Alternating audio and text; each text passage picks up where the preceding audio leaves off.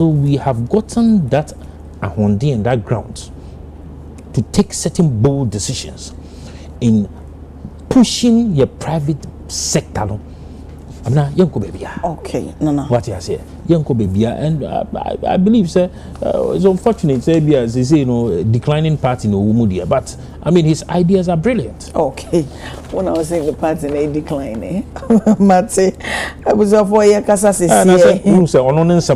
It's more realistic and practical than Umudia. Mate, who says UP no United Party, me you Mate. I was a 4 year casa coffee who soon cancer, former CEO. I fosu. Aye. Oh, Kofi is Ofosu. Oh, and then I make a woozy. Fatcha me what? Fatcha me the Mate, nti Kofi Ofosu in Kansan. Former CEO Nip. Nana, I will have say Kofi. Bibi aboko de. Nyame adom, boko. Iba acha kakra na nso e. Nyame adom. Ya chetiefo ne afefo. Afefo nyina Jos. Meba o sama ba beje uwe na ma member Dela mama ma o esima na fate nchie free hono na Kofi fa bi na fa yenko yes so abena me da se bebre ye be chie tiefo no pay e me say dem work kan say etie honorable Ken ene the team o ba be say mo be kan empire me bo say MPP for be yemfum so na ahu beba mfaso ama NDC for in the election 2028 anu be me nka hwe abena de me pa kire ne say MPP for be yemfum so nti now o ma yemfum so a beboa ye NDC na me semfum so no be ye na mu de he na beboa mu de he na yemfum so no abena say me ka say o mo fa ba o mi ambra o ba ka say me support Ken. And I make us on for Ken and Brown fees, but no more nim your mistake on me. You know. Okay, Mate, Kofi. My Samu or Cobb Nessima, so one she be at if you want a name call in some so. You media largely Dr. Mahmoud Baromia, na me support you.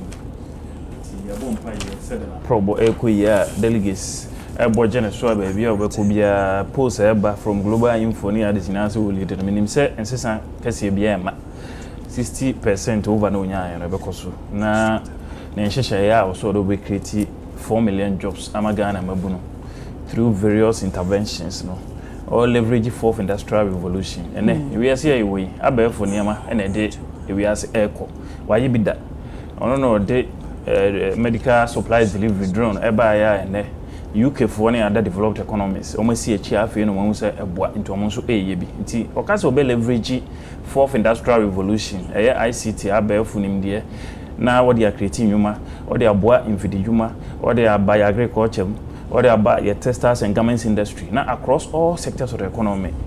Yeah, leveraging artificial intelligence, Internet of Things, any modern technologies are abba na yeah they sunny and yemeni na ahoto abba because it's here and we here and no very soon I'm payable because abena say bana say be sheboa intimi so and this for 24-hour economy am kan ye omugu so eye ho enkrata asem afi no omugu so eye ho pepese wan hwe a omo badwen ho awie different way kana to form kra na president Mahama 4 years kra na so it is nyame ya dom na say Dr. Bamia ye na ono no nim de oba a obeye hye ni nyina e wo hodada a oba ya na e take off digital jobs or they buy a leverage offshore business process outsourcing opportunities said India and Asian countries here Fortune 500 companies are say they almost shared services near the home here ni nyina ye be Ghana ama mabuno no otifie kra na virtually wetime anya adwuma aye and this for can the same thing but ye buy you know omo buy ne ho implementation no aye different ball game but ye share Ghana for bo said digital interventions at Dr. Bamia na kan anya wetime ye no sanso na akwanya obenya so do be create jobs so be make sure so be leverage fourth industrial revolution or their creative jobs. That will be my introductory remarks. Okay, Matseme Dasepa. Dela mamisha say in free honomo GRA chases defaulting taxpayers. Abena me da se bebre na em say oman no ayetimu no ya ye say taxi tua ye din pa aya dia yempe taxi tua. We simply do not like to pay taxes. nanso yɛpɛ ade papa wɔ man nim yɛpɛ hospitals yɛpɛ schools yɛpɛ akwan papa saa sika no a yɛtua na yɛ taxes no ɛno aso na yɛde yɛ saa impuntu dwuma no wɔ community nanso ɛba ne sɛ yɛsi yɛntua tax a ne yɛnyinaa yɛsu deɛ yɛ awerɛhoɔ kakra ne sɛ wowɔ supermarket anaasɛ wɔ shop na tax no da semina anaasɛ esikyire anaasɛ emo anaasɛ pepsodent na nipa ne ba abɛtɔ no nipa ne tɔ wie a ɔwɔ 2.5 bi a ɛsɛ wote saa sika no ɛde ma aban na watɔn adeɛ na bɛ 6 months or 3 months or 4 months na sika no a tax no a ɛsɛ wote ɛde kɔ ma aban no nipa ko no nyɛ na ɛyɛ saa na ɛha dwene bebree ɛsan sɛ ɛntoboa wɔ sɛ tax no a yɛka no a ɛda semina no a wotɔn no a pepsodent no a wotɔn no ɛsɛ wotɔn wie ya nanka wate aban deɛ de ama no anaasɛ district a wowɔ mu no so wɔn deɛ property rate ne nyamanyama bi watete nso yɛn nyinaa bohu sɛ nipa ko no atua wagyegye sika na tɔn adeɛ bosome mmiɛnsa bosome nan ebi wɔ hɔ afe na sika a wagyegye no a ɛsɛ ɔde ma aban no ontuaeɛ na ɛsɛ aban de GRA foɔ ɛkɔ ɛsan sɛ GRA foɔ bi a wɔn so wɔn tax revenue wɔn mitiiɛ nti ɛsɛ wɔn go out na wɔn kɔ kyesi wɔn a wɔn ntua wɔn taxes no na deɛ yɛn na yɛ wɔn akakra ne sɛ ebi wɔ ha ɛba ne sɛ wɔn nso wɔn abɛtototo offices no na sɛ wɔn tu saa office nim tu office nim na wɔn ma nipa ko no 1 week 2 weeks a sika no a na ɔntumi ntua no within saa 2 weeks na onya kotua ma yɛbɛbie store ne de ma no nti yɛn na obisa ho sɛ wogye tax no ɛyɛ sɛ wode ma aban wo a wontumi ntua wosɛ wontua na sɛ wɔyɛ anida ho bɔne bi na wontua na all of a sudden yaba bɛto shop no ansa na nipa no akɔ akotua ɛne mbisa mo sɛ ɛnti sɛ wowɔ sika no bi ɛsɛ wotua wo tax no a wawogyegye no ma aban no a deɛ nti na ɛsɛ wotwɛn yama yɛbɛto shop mu ansa na anaasɛ ɛsɛ GRA foɔ no so ɔmo ɛsɛ ɔmo ta ɛsɛ ɔmo bɛn ɔmo tɔn adeɛ ne ntɛntɛm ɛgyegye sika no ana there is something I miss somewhere either sɛ ɔmo tɔn adeɛ no ɔmo nim sɛ yɛagye saa tax wei ɛyɛ VAT rate ɛda bi aso ɛsɛ yɛgyegye wie yɛde ma aban yɛmfa ma aban no nti aban ne ba abɛgye na yɛatwɛn ne yɛte hɔ saa ma aban no asoma nipa na GRA foɔ aba ɔmo ba na yɛ nim guaseɛ ne ato shop no 1 week 2 weeks ne ama yɛ 3 days yɛn konko tua ansa ne yakɔ boaboa no agye sɛ sika na akɔ tua ma aban saa suban no me fi sɛ companies ne shopping malls ne adeɛ ne begyae a wɔn ngyae san sɛ ɛmoa kra ɔman no a yɛkyekyere yɛn nyɛ nim sɛ yɛde ɔman ne ntoboa no a yɛgyegye nketenkete ne yɛ kookoo ne yɛ diamond ne oil no a yɛtontɔn no ɛno ne yɛde sika no boa no a yɛde siesie ɔman no ɛnti sɛ ɛyɛ wasɛde sɛ ɛsɛ wotua wo tax because teacher ni any police ni any custom for obi ɔmo yɛ adwuma biara no ɔmo wɔ tax ɔmo tua ma aban bosomi bi aban te ɛkɔ ɔntumi nka so ntua wɔn no a wɔtɔn adeɛ wɔ dwom no wodeɛ kakra no a wɔgye ɛn deɛ meyɛ ntɛ wodeɛ wonim sɛ adeɛ no obi ɛtɔ wo nkyɛn no wogye tax no nso wogye wie na ɛsɛ woboa no de ma aban a na aba bɛyɛ din a yɛmfa ma aban na yɛsɛ aban taataa wo ansa na yɛtua saa suban no ɛna me fi sɛ yɛbɛtumi ayɛ ho biribi a ɛsɛ yɛyɛ ho biribi ne yɛsesa yɛsu ɛne yɛban ɛwɔ saa suban no okay ma membra nana ho whatever se na machia wɔhwɛfo and production team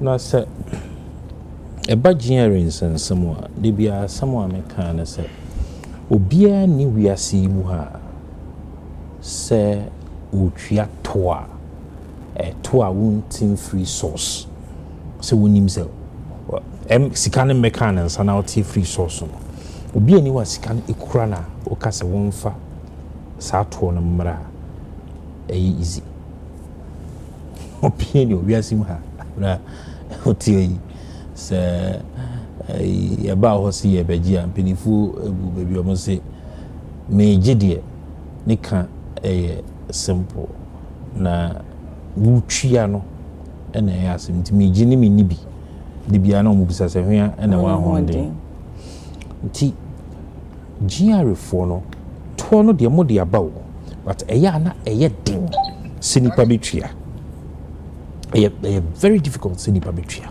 We have to go through a lot of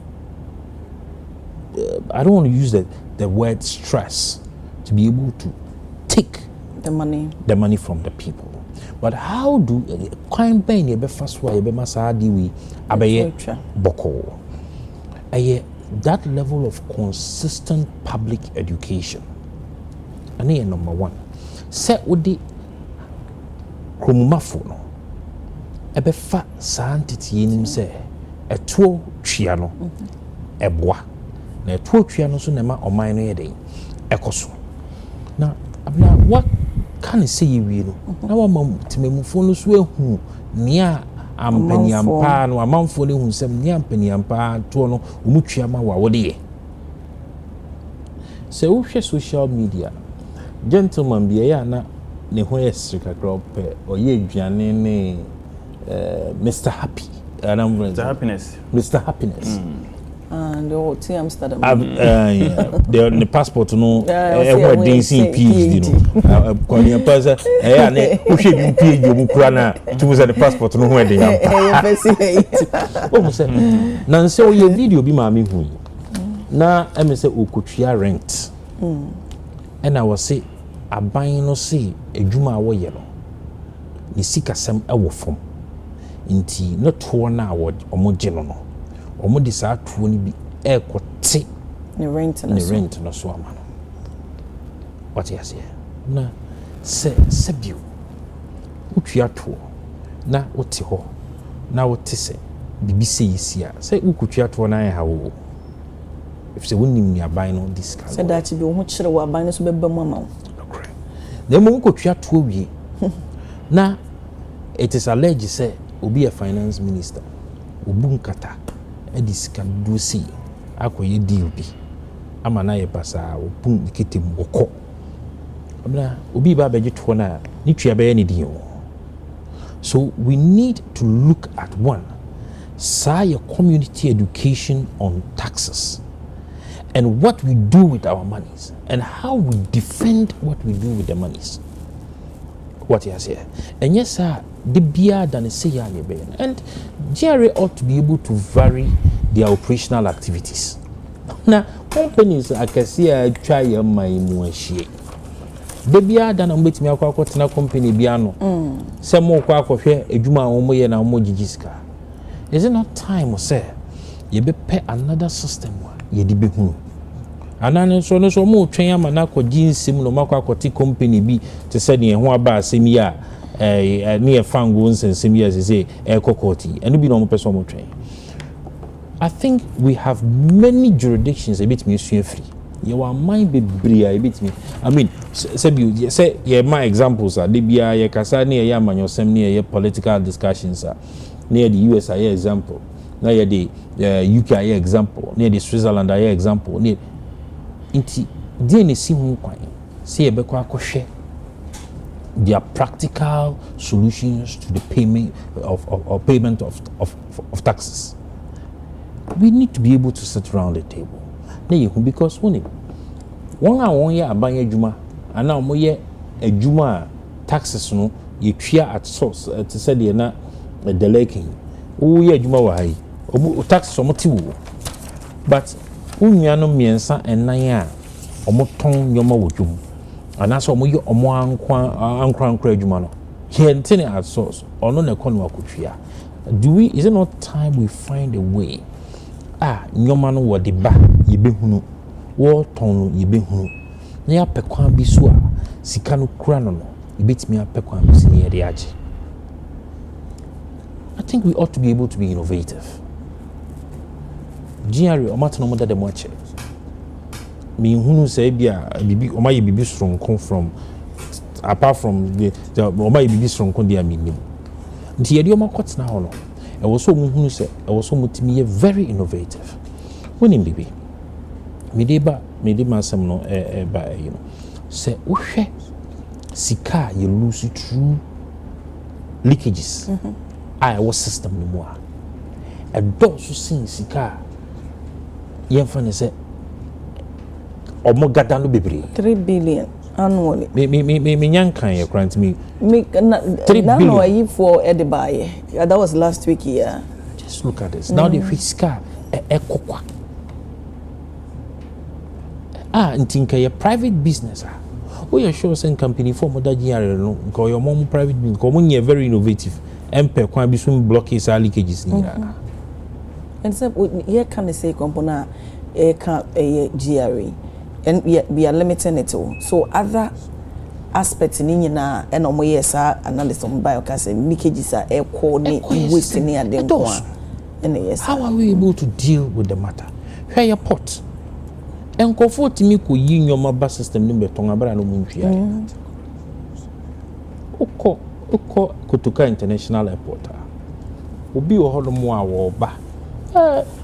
Phone na be so ba ku mienu bi na wo ba be use dia yenim se Ghana obi timi kura phones be 3-4 e normal. Na bag ba ku na bia phones be 10-40 na egu. No aka chiro so ba be use. Den boni be na Ghana. Omo betena hoswa ma oni akro de pie. This are some of the leakages. Oni akro de beko. Oh, bra ye beti so ama. Amama kai yira wonya ni baby ko atamils. In the time na surgery and be buy na omo kan red, green, these are still in the system. How do we deal with these matters? How do we go about it? Okay. And I believe say one of the institutions are omaketria kra ye. Anke ni senkasa nyoma no koso kra. We are sure some say GRE is one of the most enviable organizations when it comes to salaries. You say all the companies bear 5 but was is yana who friend new graduates on Brabontina can say you are being up as all ya GRE. What you say? So they should be able to do better. And more targets, no. There are some, I think, some months ago, new Director General or take you over, no. Mr. T, one of the on the networks. They say, "Sa omo targeta, omo understate na oma achieve, no ma babontia be party, no ma oma ma nkasa omo bomo ho abaso no metwa ye friend is saying commission say then ama omo ho dia toto ma kwetwa so no. We need to deal with the matter." What you say? Say ye fa informal sector ni nyina. Ye nim the number of informal sector jobs are in Ghana.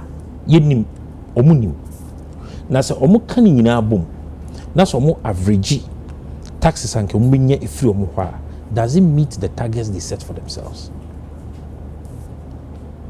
Because omu nim ye aban adwuma omu nim omu ye ankrankra adwuma omu twa na direct and omu nim won so a omu ye adwuma omu ankasa e wo so omu ankasa omu betwa omu to e ma won. Nti question mi busa ne say so omo kan nyina bom no mo average omo targeter as an organization omo tenase board ko tenase management tenase no mo setima omo ho no omo timi achieve ebu on kra wi anu nkwa yeye no mo achieve no mo bosi doesn't meet it. Now we need to be able to go beyond what they are doing now. Okay. No medase Kofi yo medase where the nkomo here because on my BI development hinge on collection of taxes, revenue mobilization. You can fiscal policy name you kwan faso ejeje to and I feel kwan faso edi scanner ya jeje no nti say we on mine na say untimi enyeje emro de wodi na and then I can say deficit no na kezo budget no de bia wo so ko abonten yakope emwa ebesoso na eno na ya na ma yetimi classify countries bi say be developing underdeveloped any ade no na wo hwe Ghana over the last 10 years ya make progress kakra in terms of tax reforms ye enhyehyɛ ye na ekwan ye faso je ye to no akonani but there is more room for improvement. Wo hwe about 15 years ago 2010 for instance economists no be a friend of tax to revenue to GDP ratio a year sika ye jeje no wo de kochiche economy size nyina gross domestic product no de kochiche ma the percentage no 2010 abrana 10.8%. Like I say, isika ya GG ni na yeko che economy ne size ni na 10%. 2011 11, 2012 12, 2013 11. Nti wo hwa like I say around 10 11 12 2016 yeko 13, 2017 kakra beto so 13.4, 2018 13.7. Up to 2021 about 14.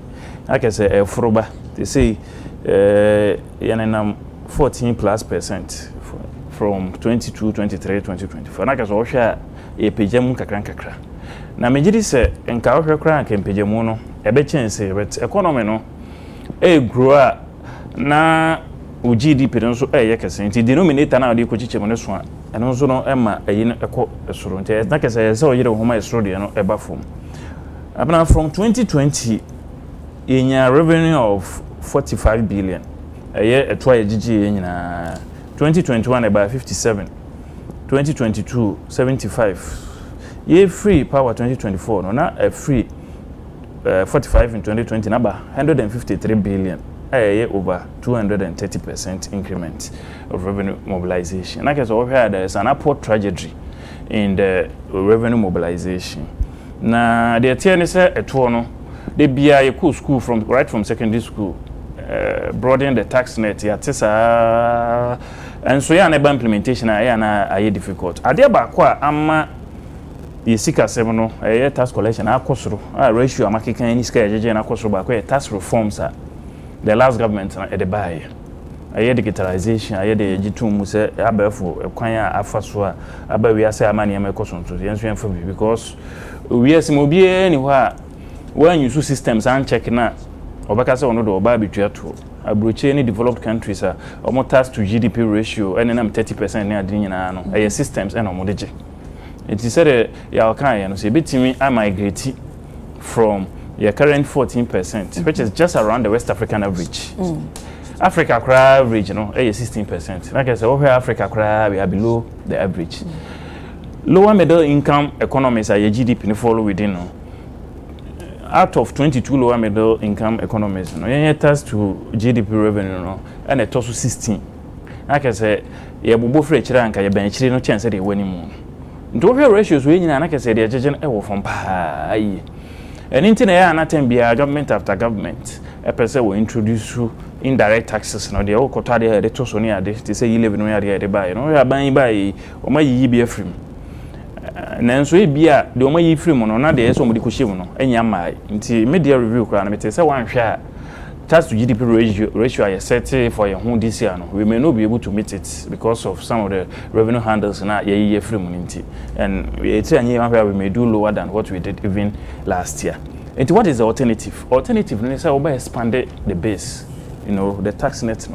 Now, artisans, informal sector, the digitization, net and aqua they say Yamia Ghana card, Ubia or this unique primary identifier. Economy is developing in us, almost start here. That is the basic building block of every economy. Where money any debate, tax any debate, or health insurance 70% any debate. They say you integrate Ghana card with DVLA, SNET, any other databases. GRF also integrated the tax identification number 10. They are can say you have build on current system no. They are making sure say your money database and who will be high. And be estimated income and I said a profit awunya. It is a nipa na yankran dwumadi enodi na say nim say afe so to tax 7,000 Ghana cedis because autonomy wo abubrucha na Canadian market na say ma here the system will flag it and they get address I link to the Ghana card system. That is the only way we can improve on our system and do better. Na in a way so you who say kwan so e fa so age no say complex do no so na entice a monthly beer. And also, no, said I over the last 10 years and reforms and abano simplify. See, I'm no say. GR for the system be by friend ITAS, Integrated Tax Administration System. I know you one can say Jumadi or Mudia, a more munya general overview. Say your VAT or income tax or corporate tax or I know what reform collection any one.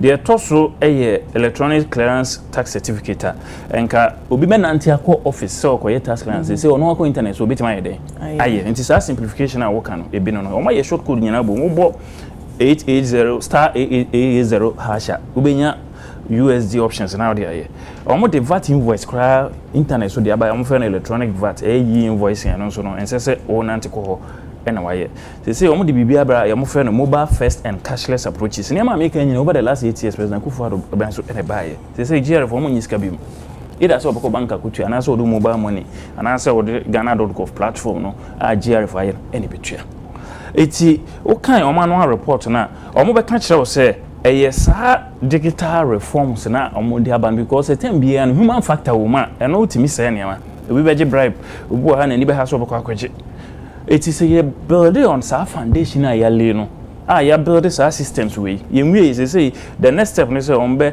deploy AI any data analytics no mo dey anya good analysis data mining who say be a sector way dey ba sector way dey ma ha dey no strategy way dey ba ni say na it say na say ye no ha na wo officer from your dashboard no as the commissioner general or the commissioner in charge of whichever division of the Ghana Revenue Authority what me who say this area of tax no say na e cost because we enkoye nti e say o shemu kena eye ni say we have to approach it scientifically leveraging ICT said na na do dan Kufuor and Dr. Bawumia aban no start here and revenue from 45 billion no and aba be drew 150 billion and no you see a tax to GDP ratio afi dey aba any West African average of 14 no abeye pe as you say you target 18 to 20% lower middle income average no it abana ni nyina ye abefu enimdia ene betimi aboan na ya close loopholes ni leakage say tax system no na yetimi agege eto mo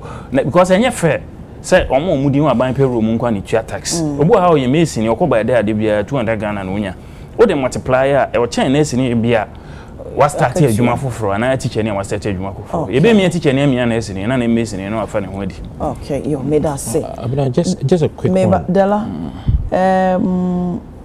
Shifo Jankobo wasi me boy dina obehu baby a message for say menchia wo ma no ye fa ne say wasi Chifu Jankobo Chifu Jankobo ayo bani pa ko ni din ankasa wa ni din Regina Linda Eisan wonem no am say me chire na de ho those times oh okay you need teacher students watch here the number person say Kofika Assembly there is a vast between Sauka Abefo way of doing things now. The American say we should look at the people. Nana maone so mame na okasa. You hear young call for na and I am for any omu edi juma. Say you hear the informal sector now. Ghana had the form about 80%. Yeah.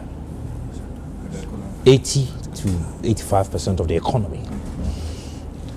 Between the 80 and the 85% of the economy, one more very low base also in also. They form in excess of about 60%. Just what could you missing for near the other?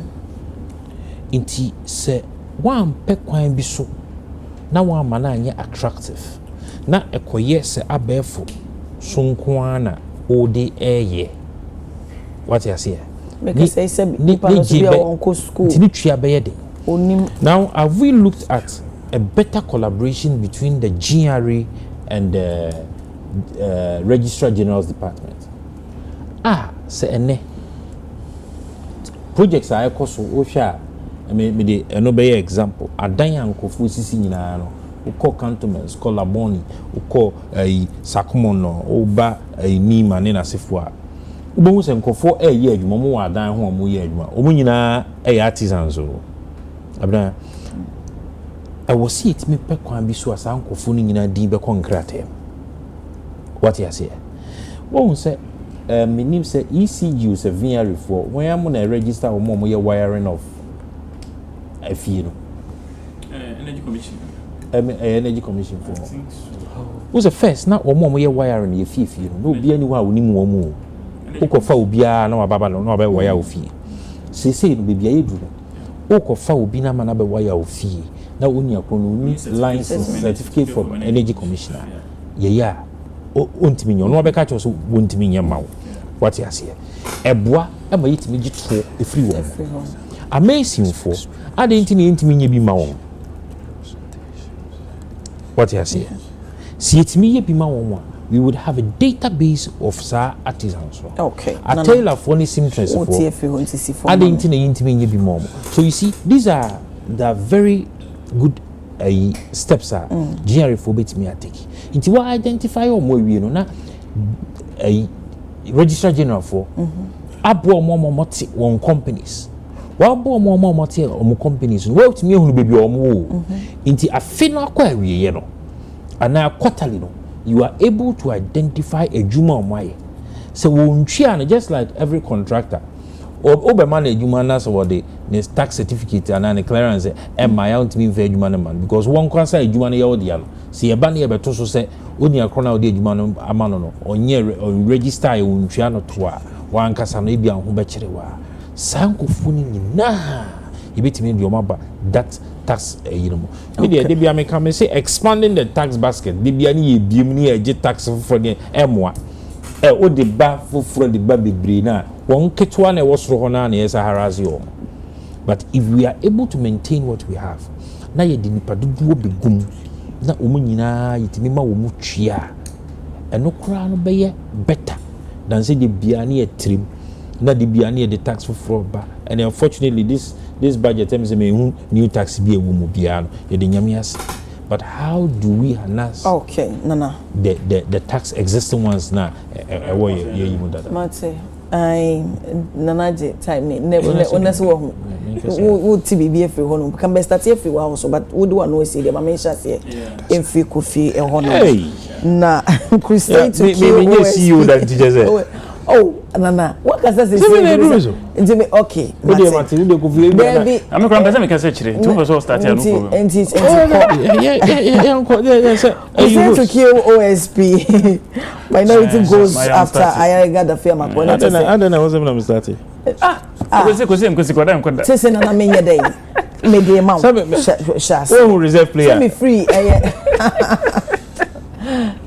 woman of the OSP buy enti enna say omo eche mu no say e wo mu say omo na di OSP buy na omo abreso no ade a OSP echeche kofo bebre wo mo an complain but the moment OSP eche yera Martin Pegbu wo no so no in a way or sympathize of NDC nti and then mo masori gidi Kofi yo minority asem na no aka no etwa yonko etwaduam so ye pese ye ko katasihene pro ya o say yi partisan lenses if na adinti na papa yi nko ache no so na mu gina so aka say enu nti na mu susu say ba bibia so ni won ma ba beto de eche say enu nti na o mo e drafter sa bi on say ensema kokoso even ye ba pa we kra OSP aye ne ma pi example kra ya ma ba ko SML ya ne adi ada na enemo ya ba mu ana asem ba ifri aba mu yes ada na yenua no majority for no o man ka say yenye OSP no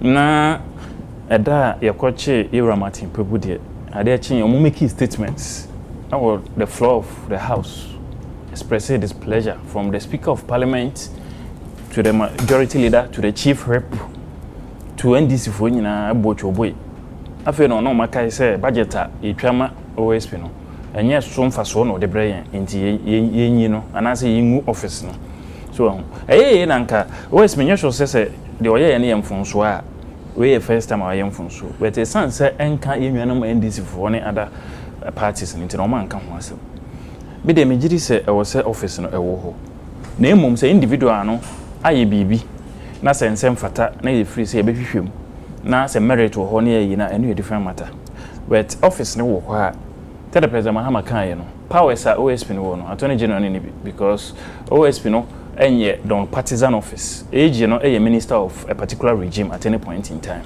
it may be President Akufo-Addo abaso so establishes our office and President Akufo-Addo ye name P out there strengthen anti-corruption fight no in our country e bi ni OSP enu achi no enema hodo ayetoma police for and other anti-corruption institutions are being said retooling case etomo CCTV cameras eribo chrome senkrofo etwam traffic ne ade ayenye BNC ne other systems computerized systems edema wo mo yes and the bibi friend right to information act ya pass abranabeka ya 2019 eno na aboa ma journalist akese te sema na Simon ne CSOs se bibi ekoso na yen waban mo ne pass ye it is our right to information citizens ejina so e de koje information as obia ti metwere ba se mepewe wan fa ma na etomra no a record said the president Kufuor a pass a criminal libel law.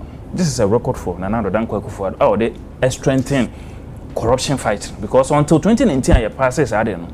Now Oko Kubusa information be wujina so they mu I must say be a man money be enquire na a discretion so person the man answer on your day on fema. Almost a pass there's some pass a Witness Protection Act. Says will be coco di adanse boat now man enya inisika bi aida na bibia yamon ho ban Act 975. Yes, I amend Criminal Offences Act.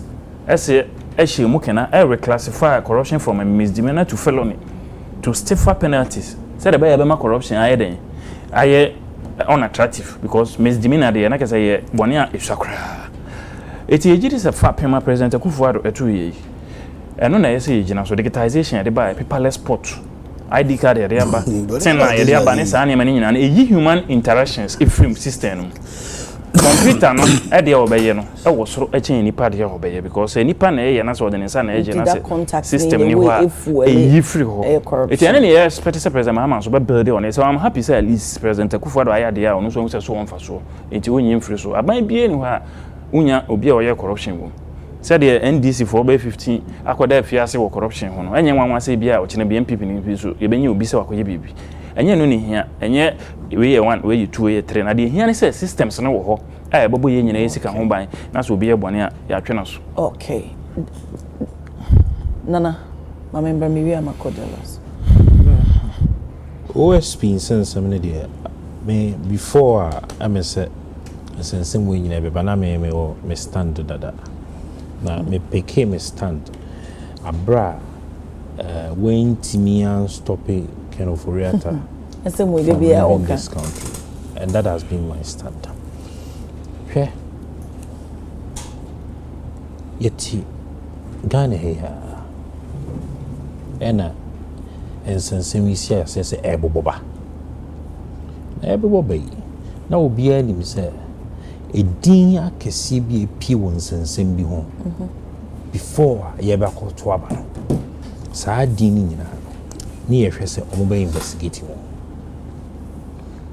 ya to aba wi wutimi aya nhwe ha masankofo na tena play mu eko na wabeka ye ho nsem abeto anwum no kro to ye ne friends ankwanoma a kire ye ankwanoma ai ni nickname ananya ni din say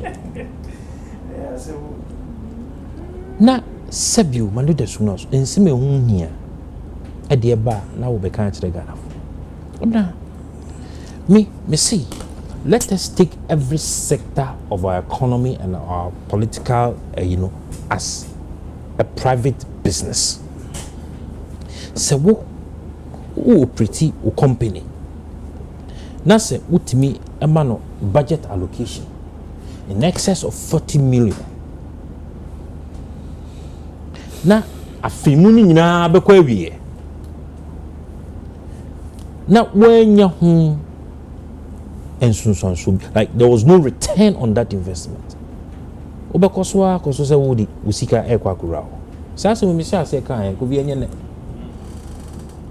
what you say a corruption and corruption related activities and all handle and yen nyina say so wuchi obi da say a corruption sika no omo say omo sa agi na no me hwe budget mu ni eye sika water tank of so obeji nyina na 100,000 pena emze wetimi agi ya amount 42 million say 20 something me we figure no say koye recovery ba enke ye bank asenke yiwadi maybe aneska be anyina yiwadi sika no kasa yero na nye ye ne kasa yo no na ba be kan okay tiwawa be kan na koje bra 100,000 penalty koje ba no ani jejirije ya ma wo djuma se koye na utimi beka say security agencies are stopping from carrying out your constitutional mandate.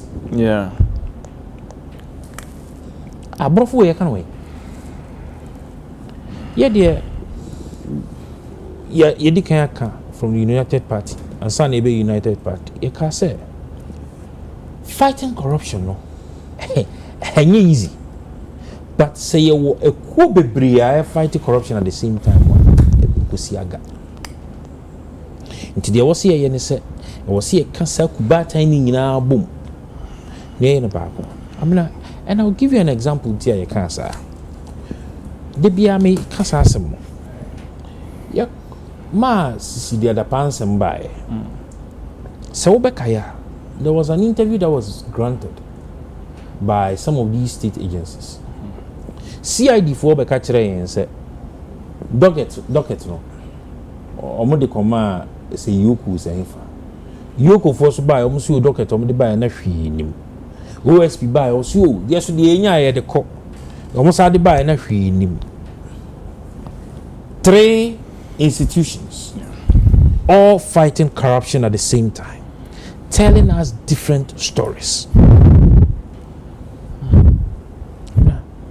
So it doesn't mean say all the 3 institutions 3 institutions. Now, it's say if indeed idea ya kan o mabom.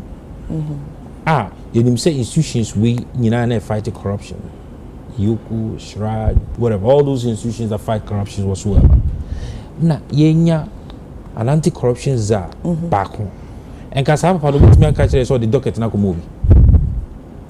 And only across why because on also the buy na hwi nim.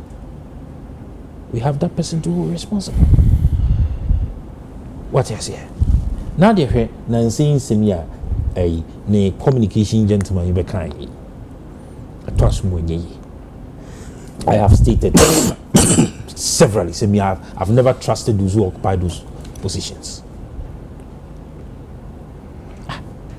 Yet Ghana say an attempted assassination.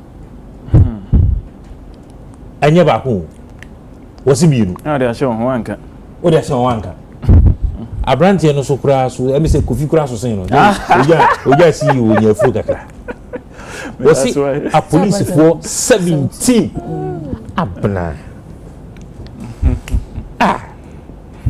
na sa brody emfa ho say na si Abrante nka police for 17 obi acha no one blue a ngoti ase Itikie hospital or die. And then sometimes we need to be we need to up the game. Oh, yes, you shall. Ukoya de na se echiwo na utwatwa.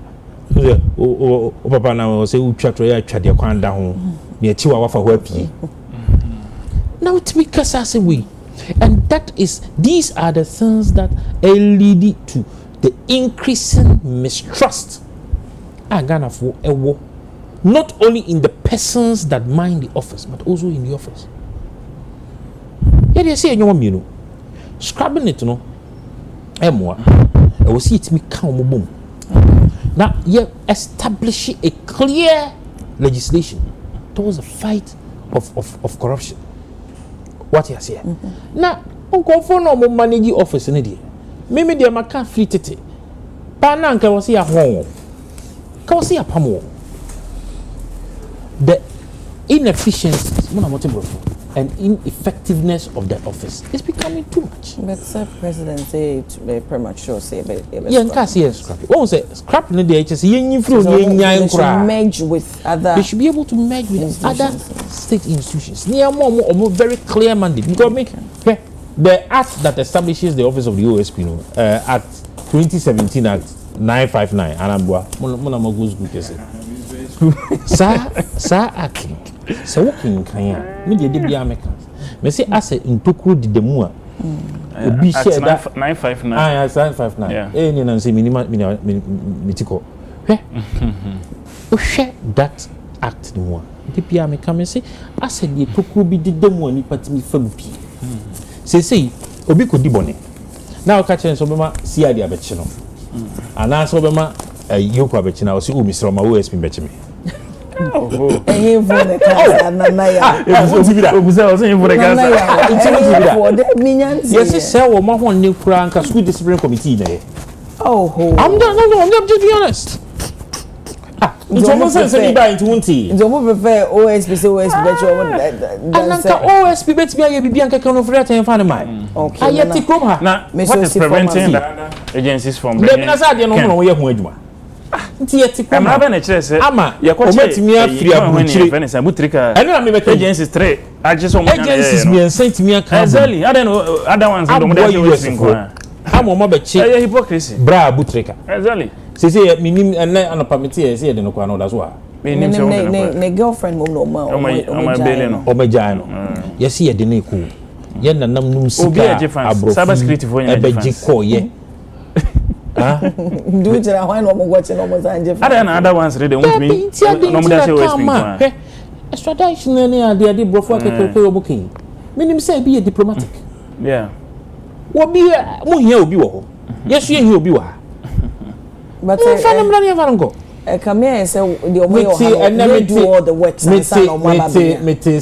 Security experts meaning pinifo. You have to get a docket. Yeah, kasen komu call that level no. A lack of knowledge. A lack of knowledge damasi. But ye basic yeah you need say. What you say? Yes you be allegedly. And then you bro no. Yeah.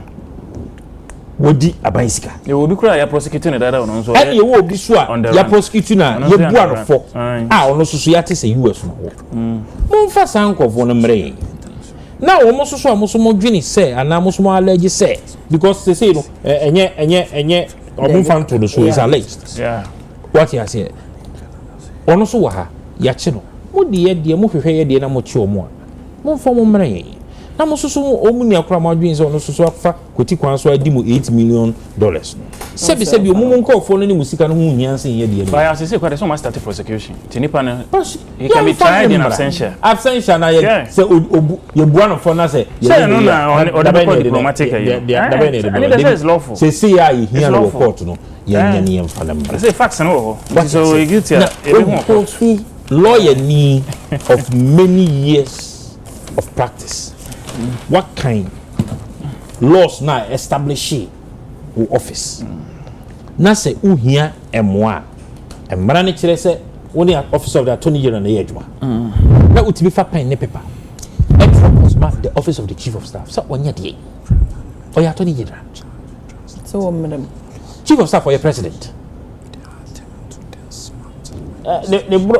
chief of staff or the achame hene ana were chief of staff there. Man, I can chief of staff corona. Chief of staff. Just on your yeah. Now, oh, Chrono said, on Mabel of the Bema. That's the chief of staff. And Churan refer the letter to the attorney general and could take any executive decision. Oh, Jubilee House. And come back, you may not come back. We go on to Anquan. First, na. It's immediate. Ni pato do a wo Ghana ha nyina ye nyina adwan akoban kurum yesi kisini na pampo mo mwaye nti ne fe ebe ye ne se nkomu be fi ana aban be ho na those agencies idea mo fight corruption ya pekwa bisuni ya koma bom na ye hunu kwan a because they say the corruption e there abna me simi kesi so say you because OSP you kum bechiw na say CID bechiw die ka ba bom pa ye say nka OSP be fa wo dela abina me da se bebre asem ya woda to begwa so say enkan ye me nwa kakra ade abina ye wo krum ha say o mayimu ye wo mayimu ani nim emra ye de bae act 959 the same act 2017 and establish office of the special prosecutor na juma ne say obi a obokro no o man nim ha bia no oni nimdi wo set up committee we o vet Martin Amidu the first appointee to that office a call vetting ye nyina hu vetting e ba so ene de oye wo ho enti na ye nyina wo high expectations say wo this special prosecutor office aba no de problems are ye bo am krofo bokro no anu betwa abena OSP no koye ya bra be ka kire ye nsem bi keka nsem bi fa o mampanyin na akufo ado mpo ho se o mane kwan manye nyene djuma na ne djuma a oye no o mampanyin na akufo ado ne nsa hye ne kukuo nu na o ka kire o mampanyin se esansa anti wagye djuma no ena ma ati na me dudu na djuma no to ho a ye di djuma na ma kisi adabe obi anfoso omampanyin na akufo ado se onfa djuma no ma kisi adabe onno omampanyin na kasa ena ohunu se obetuma ye djuma no de djuma no hye ne nsa ye de djuma no hye ne nsa ye hwe enwoma cases a wedi ekire wedi Strategic Mobilization Ghana Limited GRA contract wedi ekire ECG and Beijing Technology Limited contract termination wedi ekire National Cathedral Project wedi ekire procurement of ambulances wedi ekire GRA tax funds account wedi ekire Minerals Income Investment Fund wedi ekire Ghana Airport Company Limited fraud wedi ekire Ghana Education Service fraud wedi ekire illegal mining galamsey wedi ekire Bank of Ghana misappropriation of funds wedi ekire owieye eno di Sicily adapa yeda sorry ya na Minister of State se sika guni diamond pasia ma made on ne tie ewia $1.6 million ema ono ankasa ko police station ko report minister ankasa o ko report ye no o mo de nsem ne ko court ema man papa no aye madam Cecilia Dapa no kunu ko court no hwasa ko ka je court o say our former maid has become a millionaire in our house abina sansem we nyina OSP investigating nsem we nyina mabobo isu nyina be 14 to 20 under the MPP administration corruption kwa or the same way nyina ko court ma wentumi amfa koto anyenkwan sa na eka no abena sase na eka no wentumi amfa koto anyenkwan ebie ni ho a de ye me ya ni Sicily adapadi o sizi Sicily adapadi sika esizi na freezing account esizi nyoma bi ye wie ni eja Sicily adapa obi osi ni made ewia na baye billionaire hwe ni made no tumi ko eyi sika ekoto a dime wa trasaku $150,000 eno chese aban sika me ba titi so sika na ofa no ho no eno chese aban sika sika na gu Sicily adapa eno chese aban sika sika na gu Sicily adapa ne dem na wan dia Sicily adapa wa ye djuma o ECOWAS anasa United Nations wa ye djuma Sicily adapa ye djuma since 1980 Kofi ni kunye one of the biggest architects in the country Kofi me feel so be huni yes all my reasons no one so we is card na matoni jina ba Kofi wan kase ni kunu aye nkwanchan argument be no the fact is card obi dem chese aban sika oh say narrative no yes it's not narrative enya abansi we can me see made no tie Sicily adapa ni made ewie sika no ne boss no ho no pass no or the sika bi koto dan $150,000 eno chese aban sika okay we can say we see akwala ni wie sika o Sicily adapa ni dem offer $150,000 oh stop this behavior or the $150,000 ekoto kwanchan argument be made incident yeah this is Sicily adapa no ko Sicily adapa say oye ni kun ne wo fa bi yi and na ma onya sa millions of dollars no and odi go ne pass yeah the ne court ye ntumi anya wo hwe asa me kan me nka say obi afa obi zia na obi zika or na the tangential issue be you are paying to park across the 2 million jano epacho enti yewie abina sama me kan nyina ne say OSP din sansem wo nyina kan of all the heightened expectations ni nyina no ntumi nya prosecution bia na we na asem we ba parliament ye debate asem that day wo hwe tia no don prene minority leader fenyo mark ni mu nyina wo mu nyina say special prosecutor na djuma na o ye no yasesa no ne afọ before from bra me ya wo mu amofi say ye gya no ne cases a all prosecuting on we ansa na wako me that is my opinion, personal opinion. Enti I don't support say muns yen sack ni here but you discuss here asem no parliament no and a majority leader no ka say wo mu dey petition beba esan say na juma all year as special prosecutor no enso ani. That is individual perception. And we file private member motion. Is that not it? Or no individual, private, not government. Or we buy anymore. Or man pay John Mahama na president. But or say special prosecutor na juma all year no. Me ne nya age me pese me de mra ekọ am ye yi na firi ho. And no and a minority no so say at what point and who say senti or mo draft sa bi or no e de akose yi office in at what point say? At what point to say because special prosecutor eche Eyora Martin Pegu, that is the reason to a majority maka nsem bebre before Martin Pegu na sem na arrest na beba no na nkofo petition did ase yi nfiri wana wonje one no watete a file petition for the removal of the special prosecutor in confirm file petition the very day almost submitted petition the ma the president say ye Charlotte say na OSP dey account say no OSP dey no petition ko ma deputy attorney general Justice James so post one say yeah the petition aba thank you Abraham Aminka say menchiro Martin Kobu say OSP kisi ejabin actual letter the command the former deputy finance minister Edu Buahine say on tua some $40,000 bi enko to on account him ena Martin Pegu ka say sa sika no say eko special prosecutor na account mu aya bank of it the account of this office of the special thank you say ko sa account him but the letter no through the command Edu Buahine no o say yem tua sa sika ni begu ono ne personal account e kronobo a corruption related or corruption satana office ni account so minimpo nana ya mini obe bisa so we special prosecutor now person obi tue say sika bi now say say sika ne yentue ngu who personal account mu instead of the account of the state na no na Martin Pegu raise this assembly and o kan nsem wo TV so mini aba say o fi say won ne nya adwene a de say wo ye ne say wo de ne court say we gu hu fie na what the whole office and I would say Martin Pegu say why allegation of corruption against you our own person confront it what children now jojo no sebi me feel said there kisi jabi ye sebi on tua na cash na say on fan go to account mo on tua na cash ma no I say it on tua good account no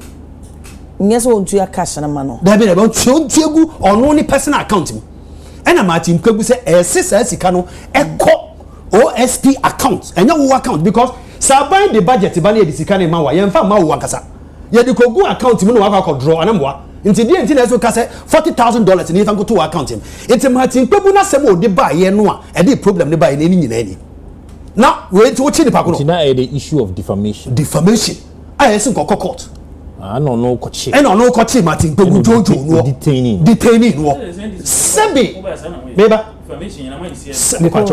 oh coffee the la kasam enche wo dey senti me so wie me say eno na dey asem ni na bai na when na majority leader afale private member motion say ye OSP office ni firo eno mampanyin no te akonya no so say there be me no na party mu now so me feel said ye wo ye no a wo say ye ni firo there be ye betumi asesa OSP no OSP ni betumi asesa no na ye di na ya osapo aba be hye wa na say da bena aba be hye wa na say di kofi aba be hye ho but say wo ka say ye office ni mfiri ho dia me ne wo nya adwene and step down na mampanyine aka say betumi asesa the person in charge of the office and as say premature the only thing is almost speed their prosecution when somebody says it is premature it means that the person has different ideas too early and so to say you are scrapping the whole office the president his excellency says let's hold on until such a time that we feel there is the need for us to do the change. In some debate no MPP for Nankasa parliament.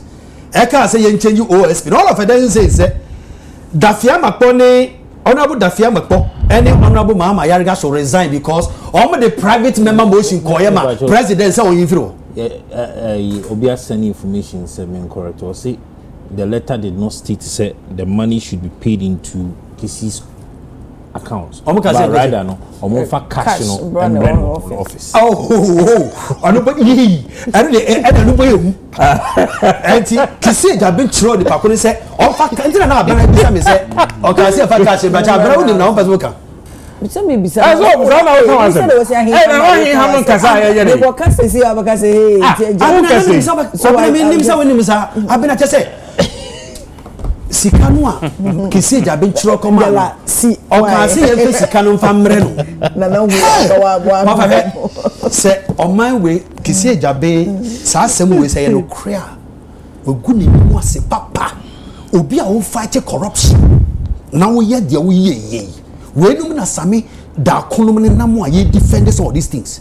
The rest of Martin Kpebu was needless and senseless. Enti no so na atimi agye. And no na majority leader no in the answer fi say ejuma ye de share won san won tumi nye. But the last come to think of it, eye OSP enye Owura Martin Kpebu nko a na wacheche na enti makasisi adapa de me ba enu nti ebetimi awante say majority now dey mo intensify see and scrap a office no into the minority no so can say in a way no Owura Martin Kpebu is sympathizer of the NDC. No, do you think say no so yeah another reason to ama majority abina asema obi say 2016 ye nyina ye hu Martin Kpebu wo TV so TV3 o de ni MPP o de ni MPP card dela MPP card de kire Ghana nyina so MPP member we oye Kevin tell across MPP obi ka say MPP ni anche so MPP ni na so eso e fake ni say money e wo be no asha da de MPP atu na me kasa ya house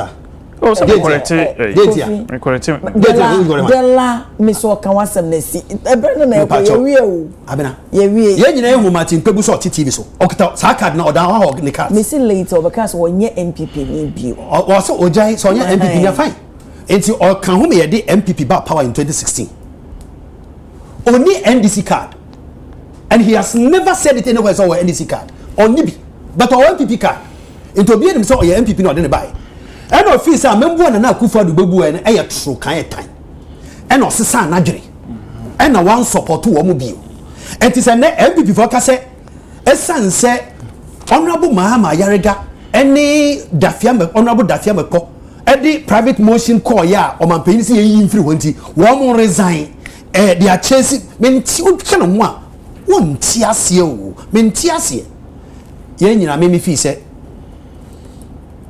ya special prosecutor ni officer at the right time the president will take the right decision all of us will be happy with at the right time the president of the republic will take the right decision. I don't think say he will ever scrap that office. But I think say if Kisi Jabin does not live up to expectation, he could be removed. Okay, Abna, may correct information be the latter by any no cre. Minority no and can say OSP no yenida. Any no cre. Honorable Afenyo, a leader on a ship, another honorable among cancer. Into virtual point of correction. Mame Shasin free Honomo Kofi ECOWAS unanimously endorses President Mahama for African Union chairperson. Meda say ansana me pa hono abna corruption sem no enye sesabi ye de two bi so ane chese okobo kro no na say ye bibia yenye eni nti na court any procedure any processes are de suspects FM ewo hono.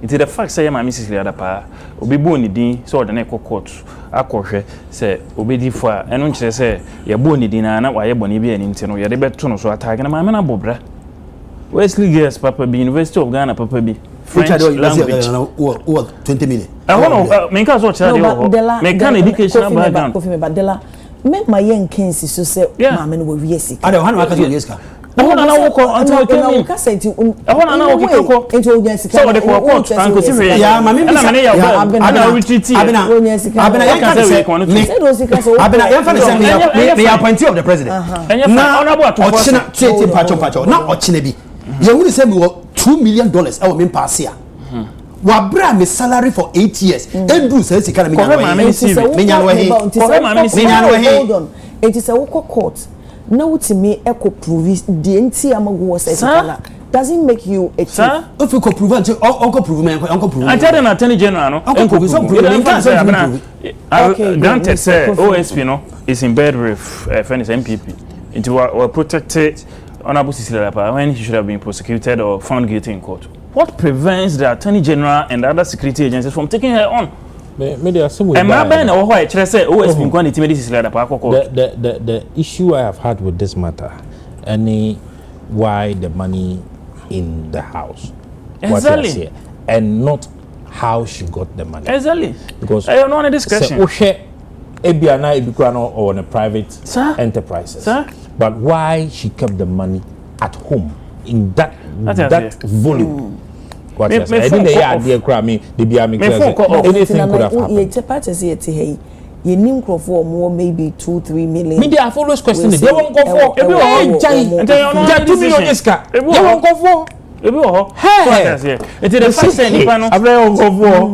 The fact that Nipan here aban juma no enkyerese Kofi Misro yes Mama na Bobra Nikwa Bobra when you see we is one of the best female political CVs in this country. Jai Sansamon Kika or the CEO or the board chairman or the deputy minister wa Bobra international organization salary of BET honorable atofo sen de Nikojina court and so ende ya pepa na ho se wa anye boni bia etikedi Nikojina court no kay mo no hu kronfo na ke hu nanim asese de moye no company for MPP for don Nikojina court ye bubu for ebi atua ebi age atum ebi nso wo ha o maba honorable and storms mo ne o mo maka no so upunimu nyina o maba fie anything na say blanketly mo sorry a once ye beka so be a suspect ye nhwemu on hono na mo de to no so afore no say be nipa na ko mo yes you are making politics unattractive and it is a dent and yes I'm speaking because I am I am say we Ghana how are you a beacon of democracy in the sub-region and Africa at large? We no 2 minutes your time now. Because Osha President Rawlings, yeah, ECOWAS chairman. President Kufuor, yeah, ECOWAS chairman. I'm say President Mills time, and ECOWAS chairmanship. President Mahama, ECOWAS chairman, and President Kufuor also be ECOWAS chairman. Yeah, democracy in Africa, it is an envy of the sub-region. Osha say the coup, Francophone countries coup near the 8 years we back, 4 years we back now. Yeah, young sa President Kufuor so yeah AU chair from 2007 to 2008. You didn't see Susa as the President Mahama, so you didn't see second term on so yeah AU chair. And the President Mahama, but so na bon pa year say ECOWAS front the kwa ye koto so abana obenya. Na yes anya second president after President Kufuor no so ba be EU chair no aboa ama ye democracy na o African continent no so akoso na after any other trade and economic interventions akoso nyina no so no watimi leverage na aboa Ghana na economy no akonani. Okay, Dela. Abena me da say when me say before me come as a kitwe bi when me say OSP remover nipa 2 prominent MPP members. You obi to say Honorable Sam Okujeto, no advisor to the president under the MPP administration 8 years. Or when you set up the OSP office. About Bontina Babe Kase, and Bramuno fee say, and Chay na and for so be any office no yin through. Honorable Sam, yeah. Honorable Sam Okujeto. A tossing ye Honorable Mike Okwe. For lawyer, so no move. Lawyer Sam Okujeto. Say Akokrano. And now the question foreign minister. Honorable Mike Okwe, Speaker of Parliament. Ono na yes Speaker of Parliament ma ye pass the bill. Also the Act 959/2017. At the OSP office by ordinary speaker. Or your MPP member enne or say sa office no for so be no. Betumi no. Ya asemu abetodwa wo se yenka ne ye ECOWAS ai mpanyifo ayama mpanyini nyina se eye no 2027 na se wo mo po obi manakwa koye African Union president nipa wo chairman no nipa wo mo pe no se onkonkodi wo manim eyo omampani John Mahama di entina West African leaders nyina ebe hia ne akase ye pese omampani John Mahama eko gina ye nyina ya name Africa as African leader a chance wo mahunu bibi Oma hunu say oyobi a opempuntuo oye peace negotiator say BBC amani a won say okọ ha kakra so ani basa bisi could be crazy other African countries are wakwa interventions until he has shown leadership into one because he has shown leadership.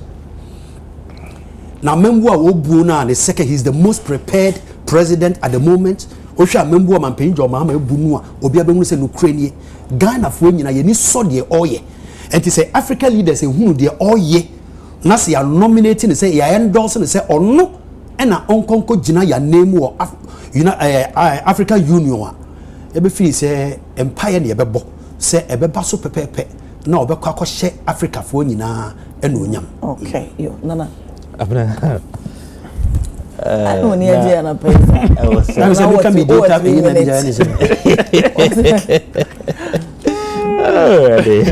Dela. So china some grade ya me so nana na meka asembc Delani Kufidi so was say established the fact that Papa Kufu Dieko was twice.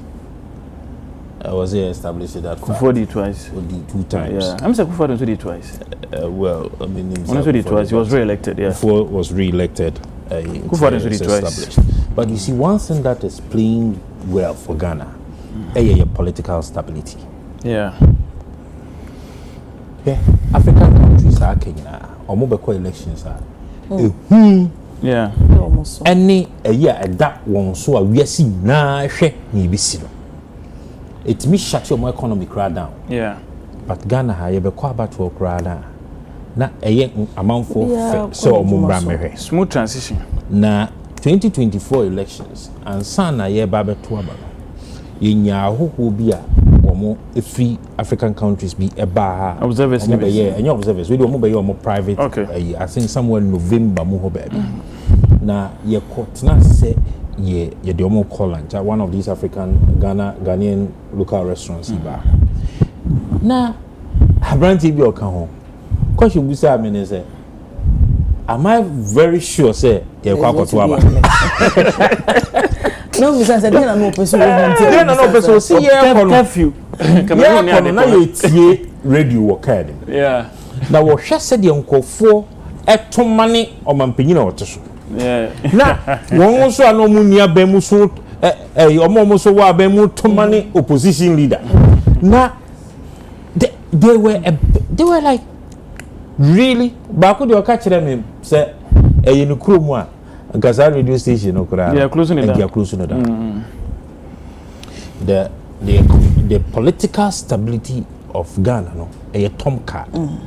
Yeah. Na uhwe senior ya mabu ene ya manyo sem ye hihye no fa. Ene se ya to aba wiempu na former presidents edaso wo omanim Papa Kufuor Ghana ya na wote wonko ba bia President Mahama ye no 14 to 16 na haya wanko ba bia Akufuado ono so nyame adom kroma ya no ani nua ken na eko but hanewo what you say inti the stability you can campaign for na ken no the ken no your president I'm saying no a second president and some money ah the money na what you say ono na eko but e dey dey beba o say obia fan insan kan obia inti omo hwe se de ya manyosem ni ya mamu no kwa oh they always have that level of confidence in our people yeah na ohwe sene o man no kra no His Excellency John Dramani Mahama ebefa from 2025 January wasomwa dia kwa see neighboring countries no kra de bia na omu huru omo mpenifo Benin and say the ACC na economy na nka enam 17 cedis a dollar itimi atia amanaba NDC campaign manager ubusa me so na kan kama say between 10.5 and 1100 na the land you ko bisa ko fi you before I'm not kama NDC NDC appendage nti asemo na make o he senior your friend is saying credit ratings na nam 35 to 40 business ti about 20 something what you say the stability even in the media heckling power bueno compare heckling na bra make so nyina bam won say me ja kra ma ya kasa say the level Ghana politics economy is admirable. African countries they really admire say international conferences na see Ghana din now hwen se mo ayaji na wotum say you are always proud to be a Ghanaian.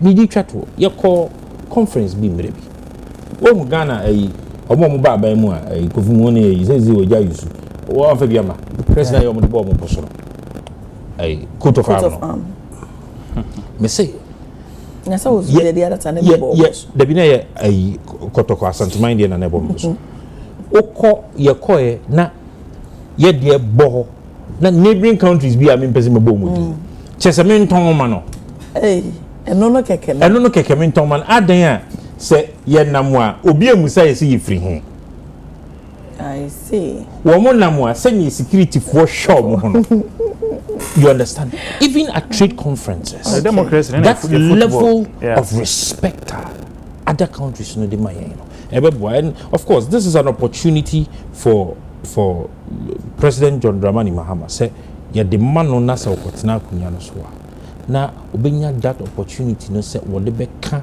enyoma ekoso no na ama san kronkro etwa Ghana ho hye nyina no omama nyosem abeye fe abeye krabe hwese de Ghana de ayi mate mpemfo mame enamase wo monim dia mo ya beboa enne abusuafo GRA chasers defaulting taxpayers Sasona crusade to kill OSP minority goes after Ayariga Dafia Makpo.